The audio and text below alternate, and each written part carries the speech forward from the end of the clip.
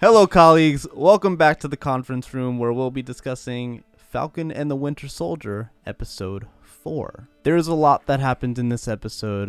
We're all feeling our feels, and we're gonna break it down for you here for the lore. Started off with that Wakanda scene. I was wondering after the end of the last episode if we'd see anything in Wakanda. Would we see a flashback with Bucky? Would we see any other characters? Doesn't look like they're pulling anyone from there. There was a mention of Shuri in the episode, but in the end we just got like, oh, there's a shot of the city of Wakanda and then off to the forest, and I was like, okay, all right, fair enough, I'll take that.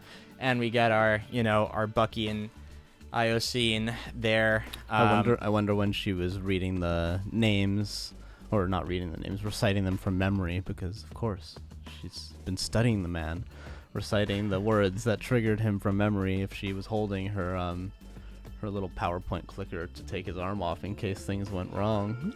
Yeah. I guess like they've had this ready to go from the beginning. They've known they've all been briefed on how to do that, I guess. If it Unless even it's was just a her PowerPoint clicker, I don't know what it was. Yeah, literally just like a. So Zemo this episode, man. Powerful episode for Zemo. He's really just living this fantastically chaotic life. He's so easy to like. So easy to like.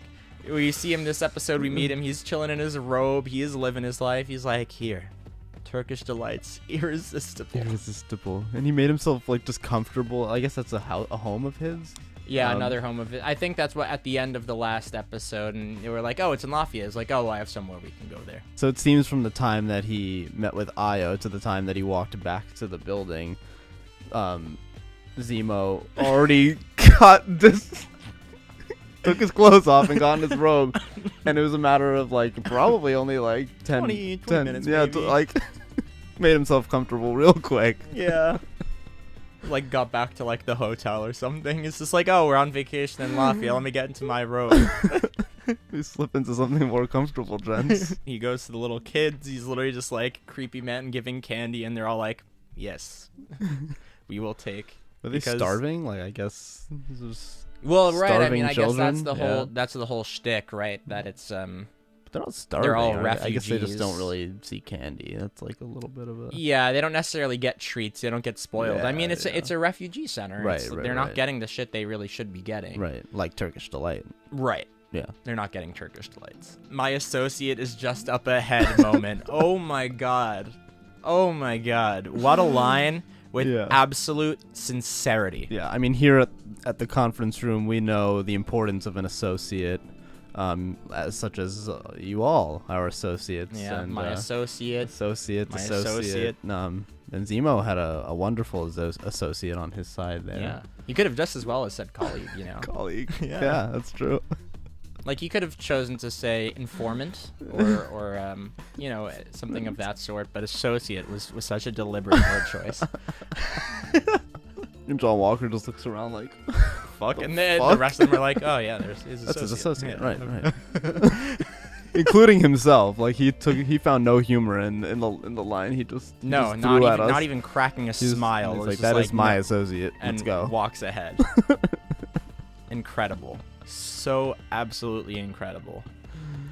Moment where they're back at the house and Sam is insisting, like, no, we should talk to Carly. Let's try to reason with her. All that stuff. And Zemo's just making them all tea. He's just making them. He's just like pouring them a beverage. So wholesome.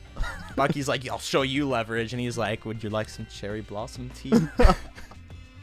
I love the sigh of relief that he gives after Bucky leaves him alone. Yeah. Sam cools him down. He's just like, okay, back to vacation mode. Yep. He's always keeping his composure. He never really gets angry. He doesn't lose his temper ever. He's very on one level. Great character. Oh, also shout out to Marvel for releasing the Zemo cut. The thing is, it feels like it was all a plan, right? Like, they are really masters at this shit, where it's like, oh, we'll put in one little clip of him dancing in that last episode, and everyone's gonna love it, everyone's gonna want more, everyone's gonna say, oh, give us more Zemo, and then in the middle of the week release, oh, there was actually more dancing, # release the Zemo cut, and then they release the Zemo cut. You know, they make themselves look good. Yep. They make themselves look like they're catering to the fans, which they are.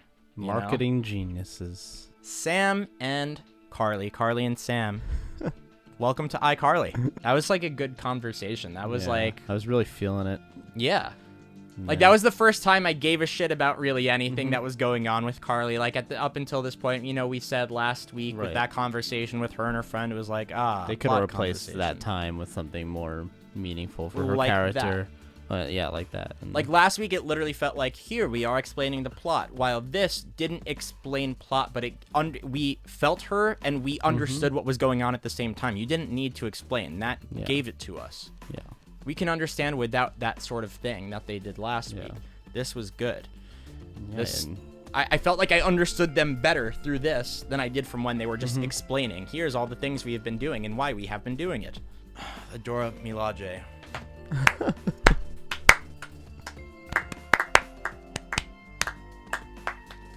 They kicked ass. They were awesome. So badass. Yeah, we were watching through that scene again and just watching all the little moves. You notice they're passing the spears around like. It's like you could tell their training is dangerous. Like, right, it's dangerous, but they know exactly what the hell they're doing too. They're just like, yep, we got this. They are so in sync. Amazing moments all together. And then Io just taking off the arm in the middle of that fight and him being like, what the hell? And then Walker at the end going, they weren't even super soldiers. Such a fucking loser, dude. John taking that serum. Wow. Yeah. Which you were also saying it's interesting that it's just like you could just like take this. Yeah, I mean, I guess that's how the Flag Smashers were taking it. I assumed they had a whole procedure. You know, isn't there like the machine, like in the first Captain America, some kind of like doctor on site? I guess that's just it's an easier thing nowadays. He's carrying a syringe on him in Latvia? Like, I don't know. He probably just drank it. Who knows? Who knows how it's taken? It was just a little. Yeah, it all felt a little quick. Like, oh, he took it. Okay, I would have liked like a little moment where he was in like the bathroom shooting up or something. Like, yeah, make him look like a junkie. Yeah, or like a moment that it's just clear that he's like, all right, he's a super soldier now. Yeah, other than him being able to hold his own against the Flag Smashers. Right. I guess they wanted you to question if he had done it or not by that point. Lamar Hoskins, Battlestar, rip. That moment. Wow. I was a fan. I liked him. When like there was a moment where it's like you heard a gunshot and you weren't sure if like someone had like shot him already or something like that, and they were looking for him. It's like, oh no, good, he's alive. So they were sort of teasing it. But the way that it happened was really interesting because like this fight in the MCU, like normally, like this would be like, people get thrown around all the time. Oh, this person hit a pillar, this person hit the wall, they're on the ground, they're this, they're that. But it was a simple just like got knocked, flew into a pole, and just back, head, whatever happened. Yeah. Like if that was Sam, we would have been like, oh, he'll get up. Yeah, it's one of those things where you know, just like in this universe, like shit like that doesn't happen, but then they did do it, which is that's what made it so shocking. It's very sad. Say this was like a Steve and Bucky moment, like how would that have gone down differently? Like, would he have chased them down? Would Steve have just like stayed with him? Would like what would have happened in that moment? That's a good question. I mean, I think you would have chased them down, but I don't think you would have absolutely massacred one of them. Steve would have been like, no, you don't get to fucking do that and get away with it. Well, Steve is the type of person who would have been like, you know, he would want them to like go to jail for that kind of shit, right? Be like, no, you fucking murdered my friend. Like, you have to live with this sort of situation. Right. In the same way that T'Challa didn't let Zemo kill himself after at the end of Civil War, because he could have like, you know, he was out for Bucky that whole movie. He was going out for him, and that was fresh off of the thing, right? Like Zemo was like, I'm after this man, like really was trying to get at him right off the bat. So it makes you wonder, like, if Steve hadn't been part of the picture during that chase, would T'Challa have killed Bucky? I feel like no. I feel like he would be like about to do it, and then like would probably be like, nah, I can't. It wouldn't be to the extent that like what John just did. And the thing is, he was even saying right before he went down on him, he was like, it wasn't me. It wasn't me. Like, I didn't even fucking do it. Yeah, he was totally surrendering, begging for his life, basically. Didn't matter. He needed to take it out on someone. No, John had his mind made up. Like, I can't wait for next week. I know. This episode was definitely a return to what we liked about the first two, I think. You know, last week just it felt so strange. That shot at the end with the blood on the shield, that is a statement, and that is also like, wow, Disney is allowing that kind of thing here, because they're gonna do Deadpool eventually, and I think they're keeping it rated. I think Kevin Feige said, like, we are going to make it rated R. It will be.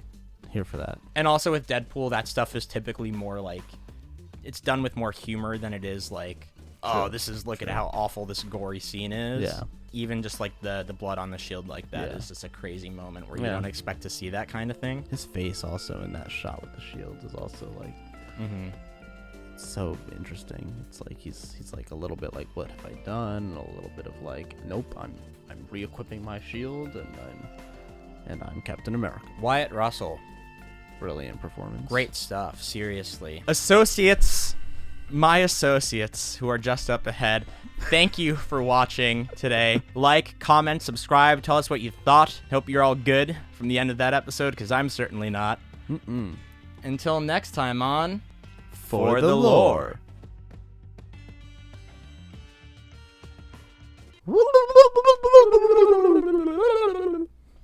Yeah, cool. Anything else? Okay, all right, cool.